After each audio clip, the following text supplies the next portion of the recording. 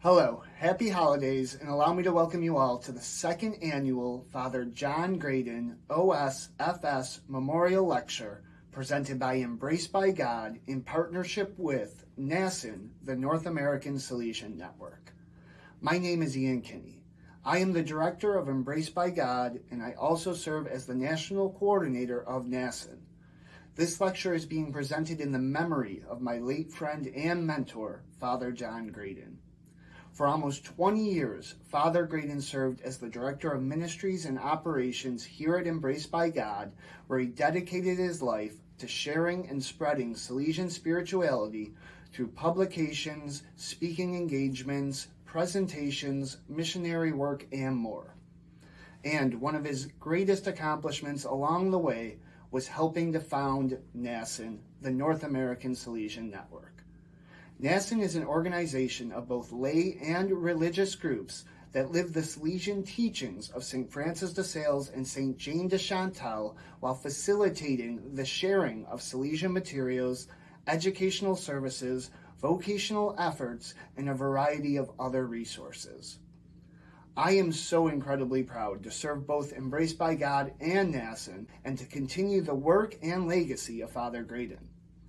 In order to preserve his memory with events such as this, Embraced by God has set up an annual donation fund. Please visit the link in this video's description or head over to embracedbygod.org/giving to make a tax-deductible one-time donation or to sign up to contribute monthly. I sincerely can't tell you how much your support and generosity means to us. Without further ado, I'd like to introduce our speaker. Dr. Thomas Donlan teaches the history of Catholicism at Brophy High School in Phoenix. He first became interested in St. Francis de Sales as a graduate student in the Division for Late Medieval and Reformation Studies at the University of Arizona. He earned a PhD in European history from this program in 2011, and in 2018, the Center for French History and Culture at St. Andrews University in Scotland published Dr. Donlan's The Reform of Zeal, Francois de Sales and Militant French Catholicism.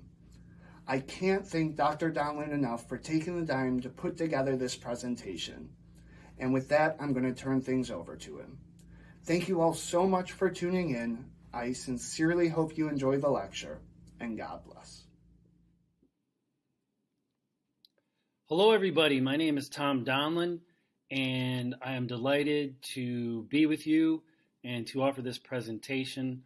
I want to thank Embraced by God for inviting me to speak, and I am happy in particular to be with you in honor of Father John Graden, such a wonderful man and a wonderful priest. The title of this presentation is Salesian Wisdom for Times of Division.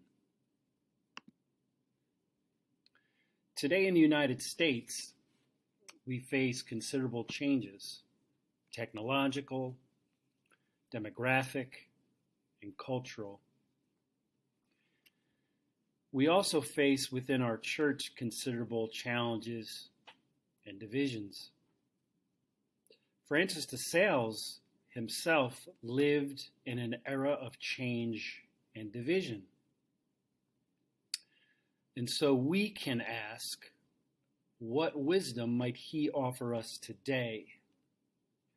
And this talk will explore his spirituality in his day in search of insights. Francis de Sales lived in early modern Europe.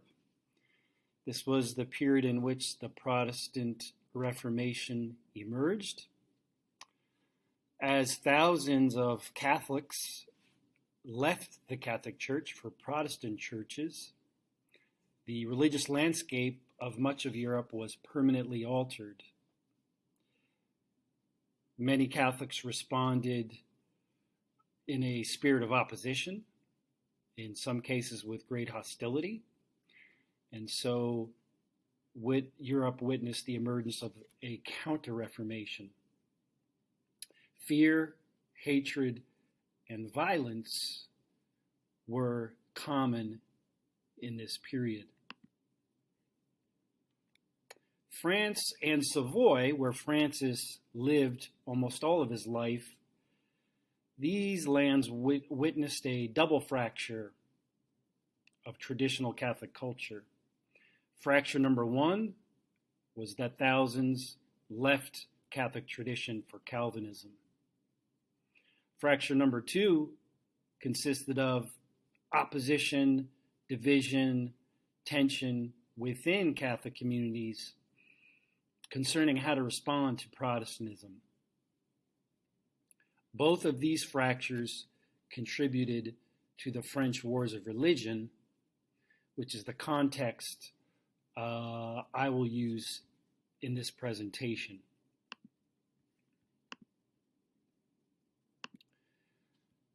Salesian spirituality, the approach of Francis de Sales to Catholicism. We will look at these as they developed in the context of the Reformation and Counter-Reformation, and as I said, within the context of the French Wars of Religion. I have come to believe that the wisdom and relevance of Salesian spirituality emerge most clearly in these particular contexts. A brief overview of this talk. Part one, we'll look at the divisions in the time of Francis. I would like to focus in particular on the fearful, aggressive Catholic zeal that emerged in this time period. Part two, we'll explore the emergence of Salesian spirituality, and we'll focus in particular on the concept of douceur, or gentleness, or nonviolence. And finally, we will look at Salesian wisdom today, possible applications. When one looks at France during the French Wars of Religion, one could find three major groups that emerged. One group was those who left the Catholic faith and tradition, French Protestants. There were also many Catholics whom we might call Catholic moderates, that is to say, practicing Catholics, observant Catholics, who took a politically or socially moderate position regarding Protestants. In other words, they affirmed some level of tolerance and coexistence with Protestants. A third group I refer to here as Catholic hardliners. For Catholic hardliners, Protestantism was a heresy, absolutely dangerous, absolutely unacceptable.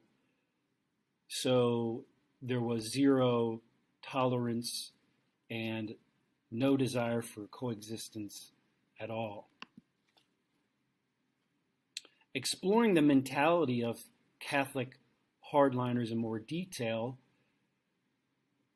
Protestantism in the mentality of Catholic hardliners was deemed as an assault on French identity. French Catholics had long believed that France had the purest Christianity in Europe.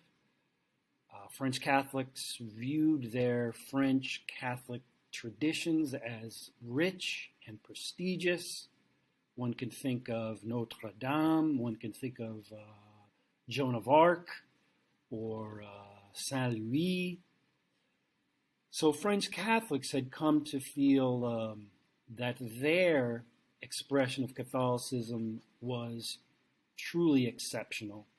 French kings for centuries had been understood or called the most Christian kings. They also took an oath to destroy heresy, should it emerge. And so for hardliners, to be French was to be Catholic.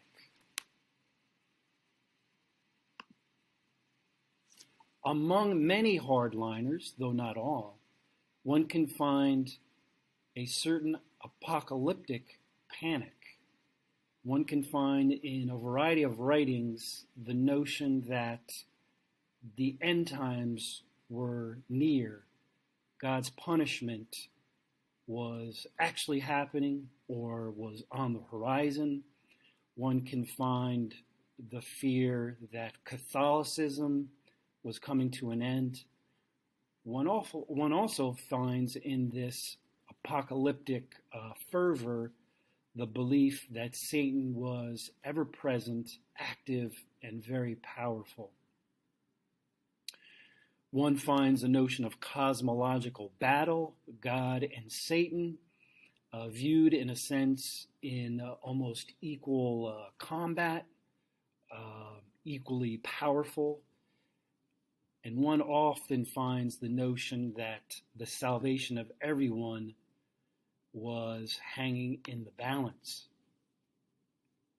Among Catholic hardliners, one also finds the notion that life on earth, generally speaking, was dangerous, that society, all lands were covered in darkness. One can find in the writings of a very influential lay Catholic woman, Barbe Akahi, the notion that heretic sinners, pagans, dominated society, that evil had overtaken good.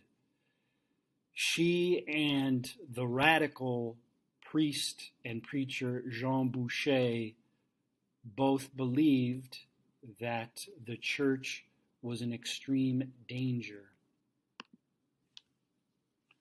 It's also striking among Catholic hardliners, many of them at least, the dominant affective or emotional posture is one of distrust.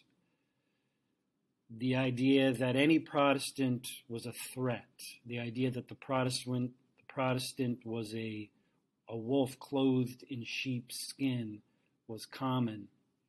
Distrust of the monarchy was very common, especially in the years 1580s, 90s, and early 17th century. One can find in the writings of hardliners the most outlandish claims, the notion that Henry III was truly a Muslim, that he was perverted, that he was demonic. Similar claims were made about Henry IV. Henry IV had been a Protestant. He converts to Roman Catholicism, and yet the claims that he was still truly a Protestant were quite prevalent. And one can also find claims that Henry was in league with the devil in a variety of media and writings. I won't go into detail, but one can also find distrust of human reason, of scientific thinking, and certain cases of distrust of medical professionals.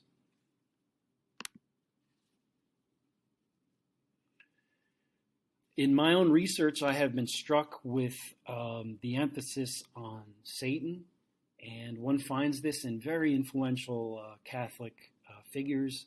In Pierre de Bérulle, one can find, at least in his early writings, the belief that Satan has a very strong hold over human affairs. Bérulle wrote that satanic possession was great and frequent.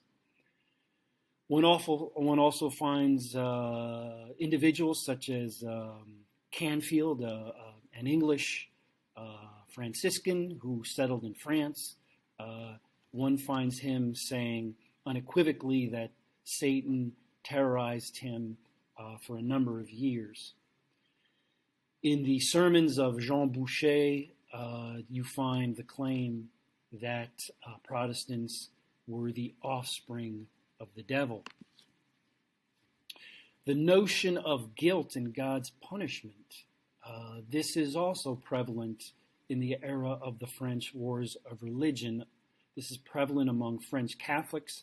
Here are just some samples. We have a claim by a certain city official that fire from heaven would soon strike Catholics for having become false and filthy. In the writings of René Lusange, one has the idea that God's wrath and furor will soon bring about punishment upon French Catholics, or Catholics generally. Generally speaking, there is a certain fervor among hardliners. There's a fear and urgency, and eventually a violence that takes shape, the performance of violence, whether in words or in physical actions. There's a pamphlet made by radical Catholics that says, will it always be so, poor Catholics, that you will live in this calamity, waiting for someone to come to you at any hour to cut your throats in your beds?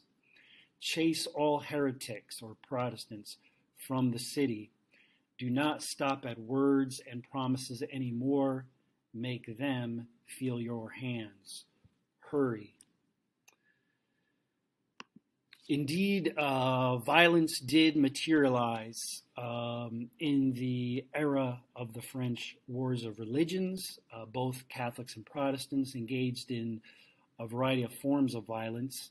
For our purposes, I want to highlight certain forms of Catholic violence that occurred in this period.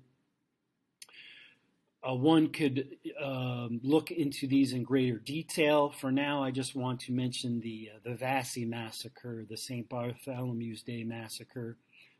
This would be French Catholic violence against Protestants. Catholic hardliners also engaged in violence against fellow Catholics whom they deemed to be too soft on Protestants. And so there were assassinations and executions of monarchs and other political officials. In my view, and not all historians would agree with this, but in my view, we could also include the 1685 Edict of Fontainebleau, which was a royal edict which declared that all French Protestants had to convert or leave. So a different kind of violence, political violence, legal violence. Briefly, I want to note that militant Catholic violence took diverse forms, and it also could take the form of penitential violence. That is to say that some Catholics engaged in violence against themselves. One can find examples among some Catholic hardliners of extreme fasting, flagellating, and other forms of self-punishment or purification. One can also find psychological mortification, the practice of self-denunciation in one's thoughts and in one's prayers.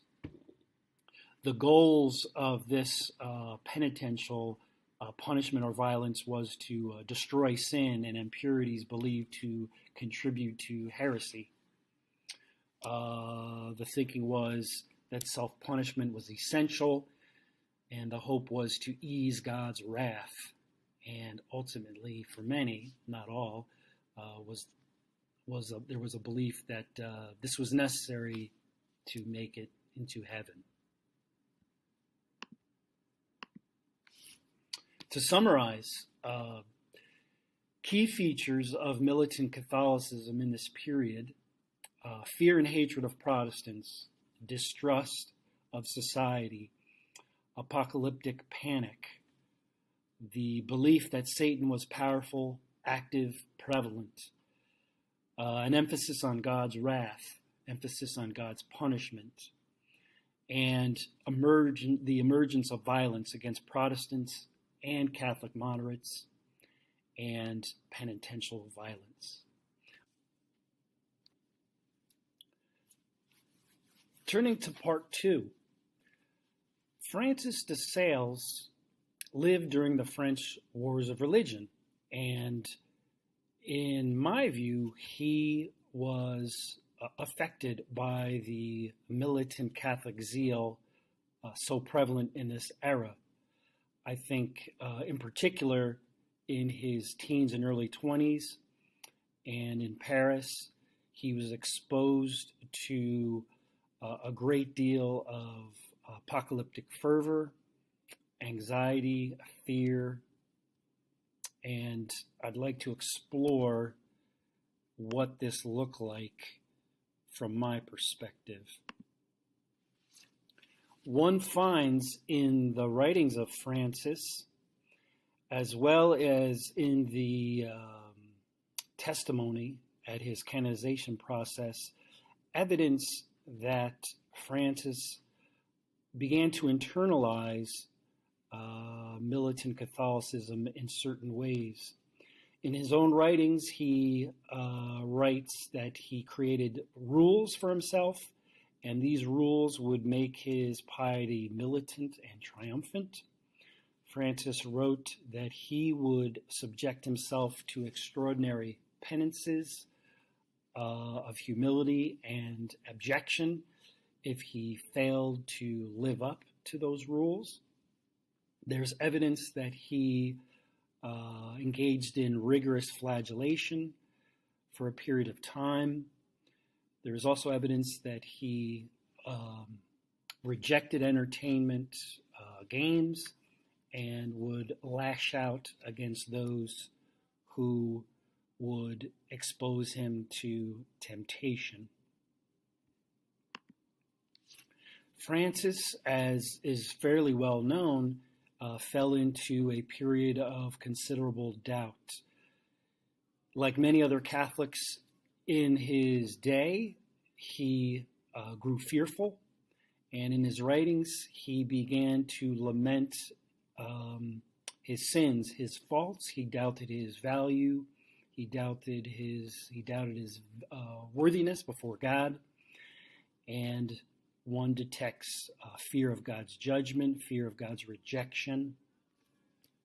And eventually, Francis falls into a period of crisis around the age of 19 or 20. Francis wrote, "Lord, have pity on me, I have sinned against you."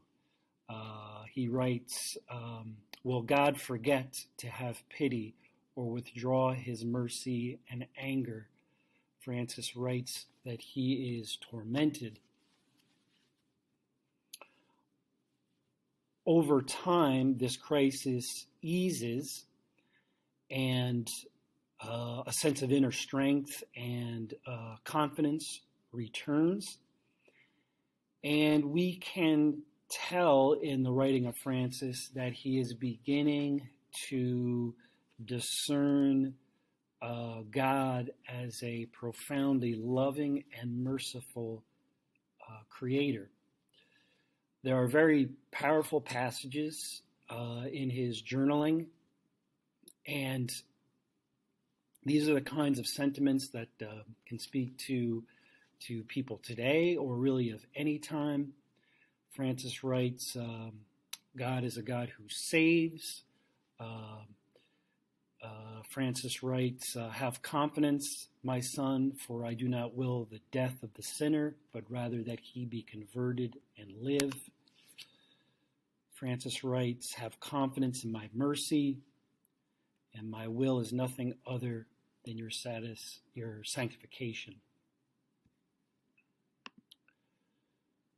I believe this crisis and the resolution of this crisis sets the stage for the development of his spirituality of douceur, which I translate as gentleness and nonviolence. From my perspective, I see the key elements of Salesian douceur as a deep trust in God, interior calm and strength, and a commitment to merciful, nonviolent relations with oneself and with others. And I view Matthew 11:29 as other scholars have previously asserted, this passage in Matthew 11:29 as being crucial So I am gentle and humble of heart, Jesus says. One passage in a letter, Francis, I believe, is communicating with Jane de Chantal. This one passage for me stands out as a striking and moving illustration of Salesian spirituality and Salesian gentleness. Francis writes that he was coming from prayer, and we are here only to receive and carry the gentle Jesus, in proclaiming him and doing good works. Oh, blessed are those who carry him gently and constantly. I view Salesian douceur additionally as a powerful and prophetic reform of militant Catholic zeal. I see Francis gradually building a Catholicism of mercy, of gentleness, that prioritizes unity, trust, and embrace.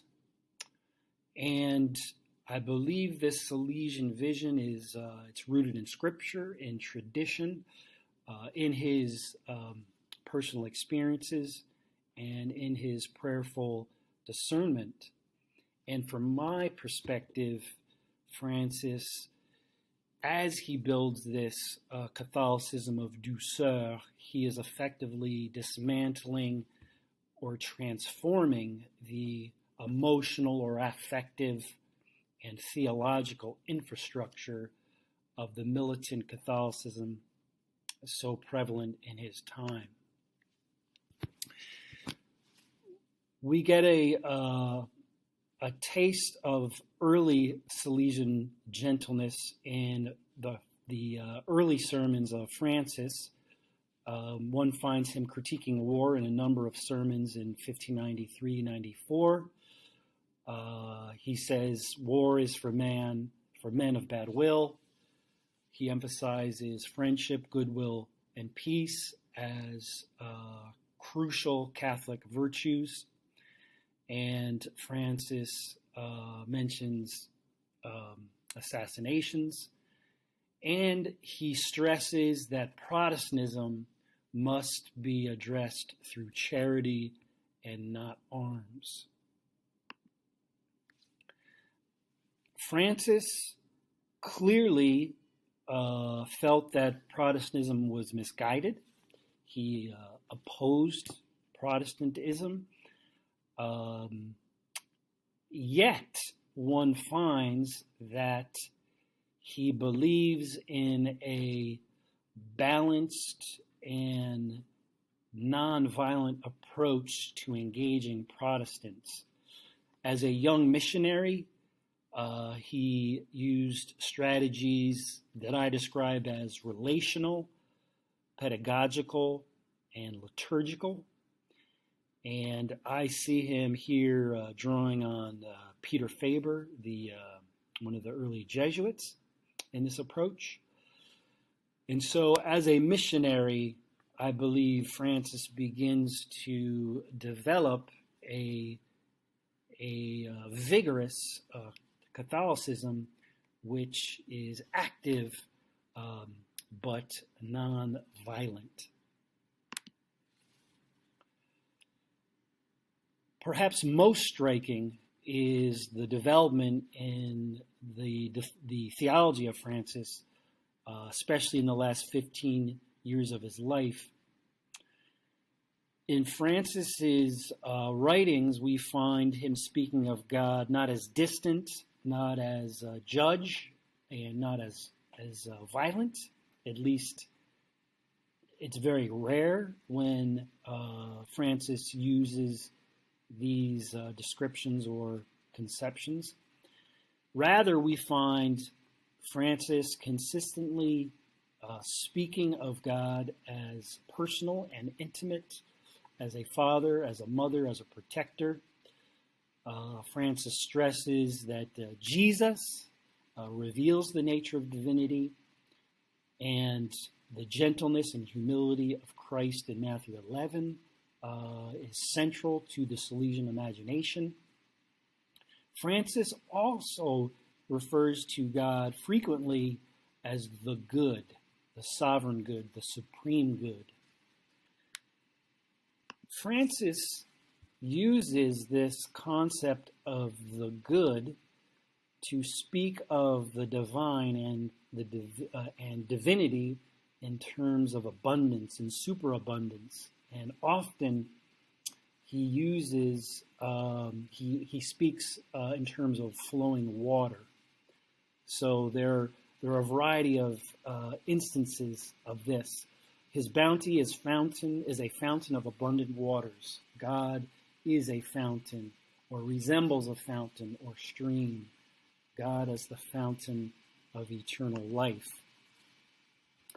This language enables Francis to speak of God as a creator who creates, sustains, and renews. Some powerful lines of Francis are, when we see God at the fountain of faith, we find him lovely, good, gentle, and gracious. Francis says the source of living water has flowed into us. And I believe he's drawing on John's gospel here in a unique way. For Francis, divine goodness flows into creation. So God pours his goodness beyond the Trinity. He brings into existence countless creatures. For Francis, divinity permeates all of existence. He writes, quote, "Divinity is all in all the world and all in every part." So for Francis, God's sovereignty, God's providence, God's abundance saturates reality and creation. And so Francis does not feel that creation or society are overwhelmingly evil. And Francis also communicates that human sin and human evil are simply no match for divine sovereignty and abundance. For Francis, trust should be the dominant attitude. He writes, "We must have faith in the sovereign good. We must entrust ourselves fully to his infinite goodness and mercy." So for Francis, the notion that we should cringe before God, that we should live in anxiety,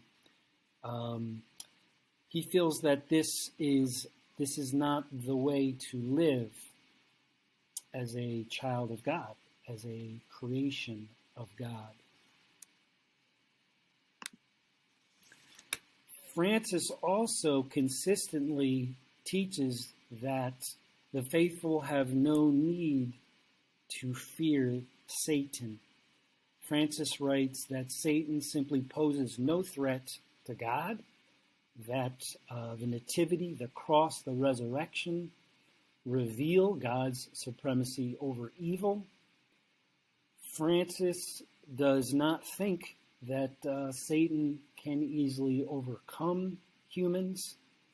And on one occasion, Francis says, should you find yourself fearing evil, simply call to mind divine sovereignty and abundance, and this will put you directly in the Lord's arms. Francis teaches that in the face of anxiety and crisis, patience, poise, and trust are the proper ways of proceeding. Influenced, in my opinion, by Ignatian spirituality, Francis teaches that God reveals God's self in tranquility and quietude, not agitation. On other occasions, Francis writes, "Stoke up your courage despite imperfections and miseries."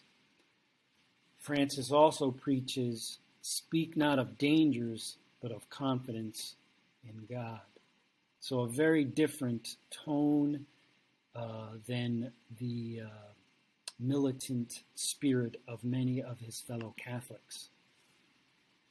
As for relating to others in society, Francis says that an embrace of God and an embrace of neighbor are intertwined. They cannot be separated.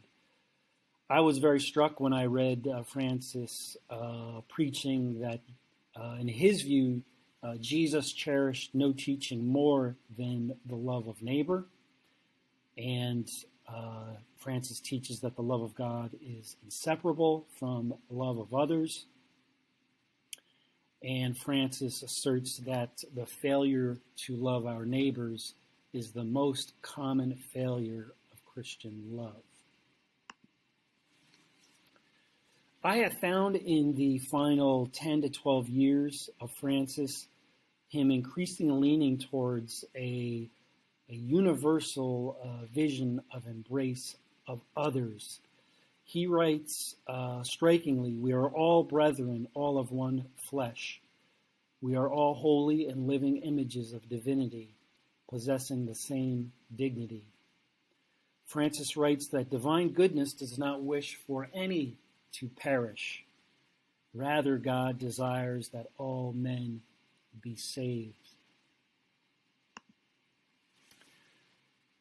In the treatise on the love of God, there is a powerful passage, a striking passage in which Francis writes, "When we see our neighbor who is created in the image and likeness of God, should we not say, 'Well, look at this creature. Does he not resemble the Creator?' Should we not throw ourselves upon his face to caress him and cry over him in love? Should we not bless him 1,000 and 1,000 more times?" And finally, we turn to part 3. How might we apply Salesian wisdom today? I think we can say that in the face of changes, in the face of crises, Salesian wisdom would call us to have a deep trust in God, to an inner calm and strength, and to commit ourselves to merciful, nonviolent relations with ourselves and with others. And I think Francis de Sales would say this is step one and the most critical component, this individual examination. Additionally, I think we can use Salesian wisdom and Salesian douceur to engage in active discernment about our communities. We can examine events and trends in the church, in our country, around the world, and we can ask ourselves, are we being fearful, angry, or aggressive in our Christianity? Is our Christian faith, is our Christian passion life-affirming, or is it destructive? Some observations that I would like to share are the following. I am struck by certain events, certain trends one can find in the United States. And one example would be the Reawaken rally occurring last May, where a speaker asserted that there is a satanic portal above the White House, and that this satanic portal appeared once Joe Biden entered that White House as president. The same speaker also said that since the Biden administration began, much of the United States has become demonic territory. So this resembles some of the language and imagery we saw earlier used by French Catholics of the militant persuasion. I also find it striking that certain bloggers, Catholic bloggers, use this satanic imagery to demonize the president and his wife. There's a Catholic blogger who claims that Jill Biden put satanic decorations on the Christmas tree in the White House. This demonization of the president and his wife resembles some of the demonization we saw concerning Henry III and Henry IV. I've also observed some apocalyptic rhetoric to go back to these Reawaken rallies. More recently, at one of these rallies, speakers have said things along the lines of America is on the verge of ending, and that darkness is pervasive, and there is a need to form an army of God. Within the church, I've noticed opposition to a Salesian spirit of embrace and a broader spirit of embrace advocated by Vatican II.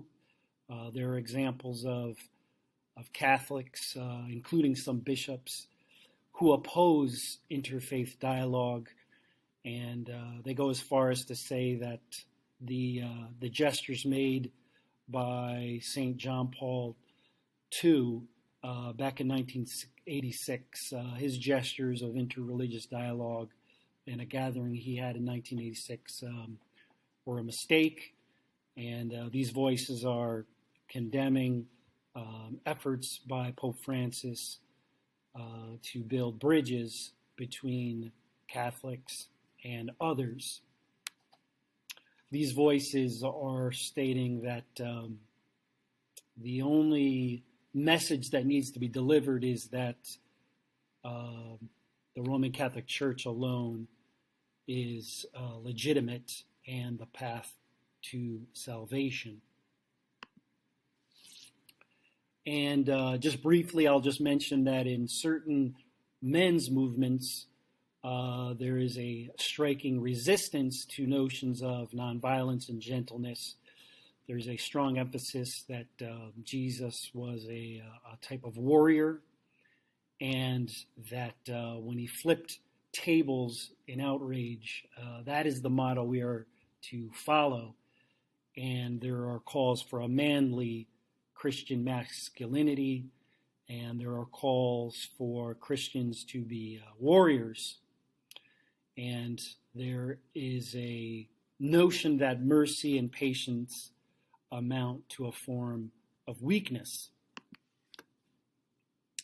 Strikingly, Francis de Sales, who I will give the last word, Francis says that ultimately unity is the goal of Christian love, that love tends towards union. He highlights that Jesus at the Last Supper prays that all may be one, and Francis asserts that Jesus stressed union with our neighbors even more than union with God. And finally, as for the concept of gentleness, douceur, Francis repeatedly inserts it as the defining quality of Christian love. Approach everything with gentleness. Gentleness surmounts all things. Endure adversity and afflictions with gentleness. The devout life consists of a gentle life, and the true method of serving our Lord is gentleness. So this is the wisdom and the legacy of Salesian spirituality. Thank you for allowing me to be with you today. Take care and goodbye.